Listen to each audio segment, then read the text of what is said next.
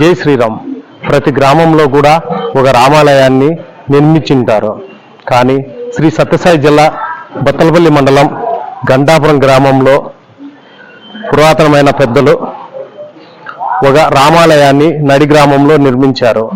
అయితే ఆ దేవాలయం శిథిలం కావడంతో గ్రామస్తులందరూ కూడా వాటిని తొలగించి వాటి స్థానంలో కొత్త పద్ధతులతో దాతల సహకారంతో ₹1,00,00,000 పైగా నిధులు ఖర్చు చేసి ఎంతో అద్భుతంగా నిర్మించారు. అయితే శిల్పులు వీటిని రకరకాల బొమ్మలను ఇక్కడ చూడొచ్చు. ఎదురుగా నా వెనక కనిపిస్తున్నాయి. వాటిని కూడా ఒకసారి తిలకించండి. చాలా అద్భుతంగా ఉంది. దాదాపు ఉమ్మడి అనంతపురం జిల్లాలోనే ఇలాంటి దేవాలయం ఉండిండొచ్చునేమో కానీ ఇప్పటి అంటే ఈ కల్చర్ బట్టి కూడా చాలా ఇదే మొదటిగా అని కూడా చెప్పుకోవచ్చు.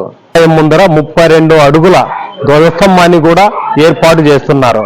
ఆలయం అనేది చాలా విస్తీర్ణంలో చాలా అద్భుతంగా చేపట్టడం విశేషం.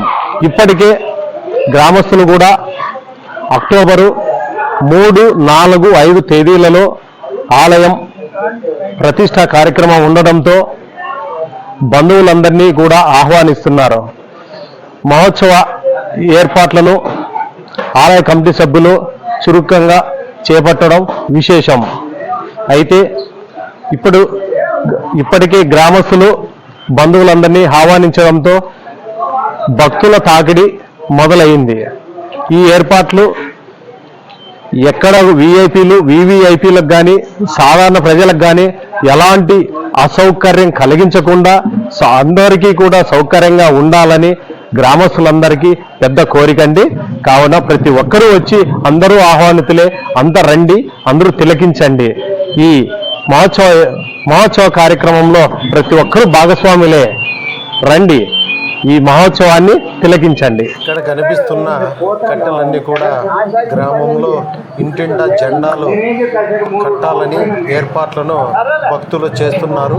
ఇప్పటికీ ఈ దేవాలయం పైన కూడా చూడండి, పైకి ఎక్కడానికి కూడా చాలా సులభంగా ఉండడానికి పెట్టారు. త్వరలోనే కార్యక్రమం జరుగుతుంది. సీతారామచంద్ర స్వామి ఆహ్వాన పత్రికలు ప్రతి ఒక్కరికి కూడా ఇంటింటా పంపిణీ చేయడానికి సిద్ధంగా ఉన్నారు. ప్రస్తుతం గ్రామంతో పాటు చుట్టుపక్కల కూడా పంపిణీ జరుగుతుందండి. ఇది ఆలయంలోని గర్భగుడి. సీతారామచంద్ర స్వామి ఏర్పాటు చేయడానికి పీఠం అండి. ఇదే గర్భగుడి. తర్వాత ఇక్కడ భజన మందిరము. ఈ భజన మందిరము గర్భగుడి చుట్టూ కూడా ఈ తెల్ల స్టీల్ పైపులతో కూడా అంత చుట్టూ చేయించారు. అలాగే శిల్పులు కూడా చూడండి, ఎక్కడో కూడా చిన్న పొరపాటు లేకుండా పురాతనమైన దేవాలయం లాగా బాగా చెక్కారు. ఇప్పటికే పనులన్నీ కూడా పూర్తయిపోయాయి. చూడండి పైన ఎలాగా ఉందో ఒక్కసారి చూడు. చాలా అద్భుతంగా ఉందండి. చాలా శిల్పులు అయితే చాలా అద్భుతంగా చెక్కారు. అది కూడా రాతికే చెక్కడం కూడా ఒక విశేషం. గ్రామస్తులు బాగా సహకరించడం వల్ల ఈ ఆలయ నిర్మాణంలో ప్రతి ఒక్కరూ భాగస్వామి కావడం వల్ల చకచక పనులు జరుగుతున్నాయి. అయితే ఇదే గంటాపురానికి ఇంకోటి ప్రత్యేకత కూడా ఉందండి. వంశానికి ఒక దేవాలయం గ్రామంలో నిర్మించడం ఓ పెద్ద విశేషం.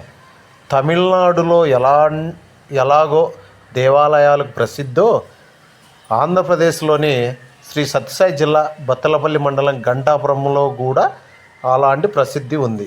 ఇక్కడ వంశానికి ఒక దేవాలయంతో పాటు ఇక్కడ 24 దేవాలయాలు ఉన్నాయి.